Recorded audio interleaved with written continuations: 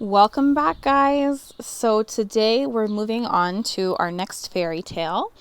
And as you can see, it is Goldilocks and the Three Bears. So this is a very famous story. I'm sure many of us have already heard it. And I want to bring your attention to the author of this book, which is Jenna D. Spearn. So this book was adapted by the same author that did the Little Red Riding Hood, which we read. So as we go through, don't forget to pay attention to the elements of a fairy tale and notice which ones are included in this story. And just a reminder, since this is an older version, tends to be a little bit more lengthy, so a little bit longer, and potentially a little bit more violent than the newer ones. So let's read it and see. Once upon a time, there were 3 bears, a papa bear, a mama bear, and a little baby bear. Every morning they ate porridge for breakfast. Papa Bear had a great big bowl. Mama Bear had a middle-sized bowl. And Little Bear had a tiny little bowl just right for him. After breakfast, they sat in their 3 special chairs. Papa Bear had a great big chair. Mama Bear had a middle-sized chair. And Little Bear had a tiny little chair just right for him. At night, the bears slept in their 3 special beds. Papa Bear had a great big bed. Mama Bear had a middle-sized bed. And Little Bear had a tiny little bed just right for him. One morning, Papa Bear said, "This porridge is way too hot." "Yes, it is," said Mama Bear. "Yes, it is," said Little Bear. So the 3 bears took a walk while it cooled off. After they left, a little girl named Goldilocks peeked in the window. She said, "That porridge smells very good, and I'm very hungry." So she climbed inside. First, she tasted the porridge in the great big bowl. "Too hot," she said. Then she tasted the porridge in the middle-sized bowl. "Too cold," she said. Finally, she tasted the porridge in the tiny little bowl. It was neither too hot nor too cold. It was just right.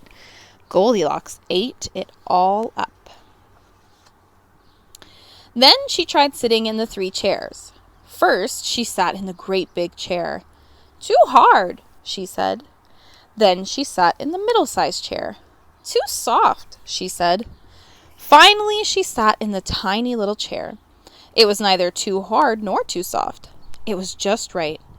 But all of a sudden, the chair broke. Goldilocks landed on the floor. "That hurt," she said. "I need to lie down."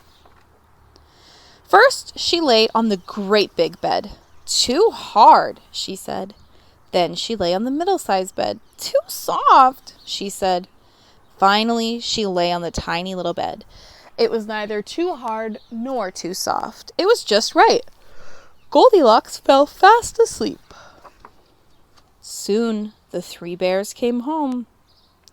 "Who's been eating my porridge?" said Papa Bear. "Who's been eating my porridge?" said Mama Bear. "My porridge is all gone," said Little Bear.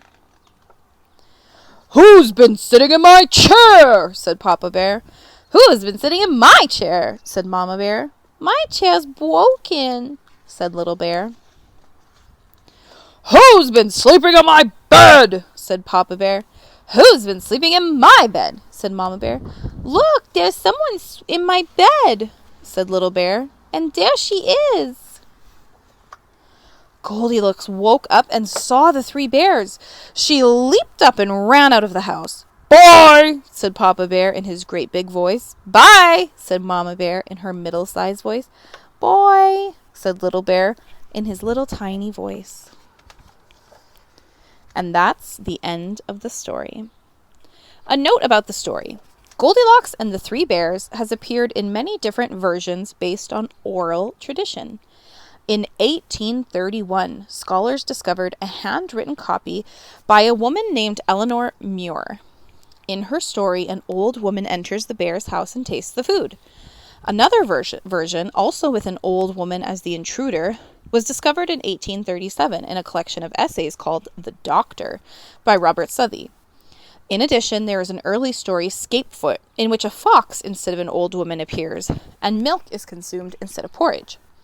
The character of Goldilocks, however, no doubt originated with a tale called Silver Hair, which featured a young girl and was published in 1894 in Joseph Kundall's Treasury of Pleasure Books for Children. Later, Goldilocks made her first published appearance in Old Nursery Stories and Rhymes in 1904, illustrated by John Hassel.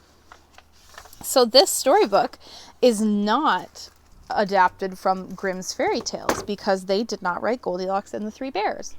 So again, same period of time, 1904, in the early 1900s is when these fairy tales started becoming very popular. All right, so we have some pages to fill out about Goldilocks and the Three Bears, so you can work on those now.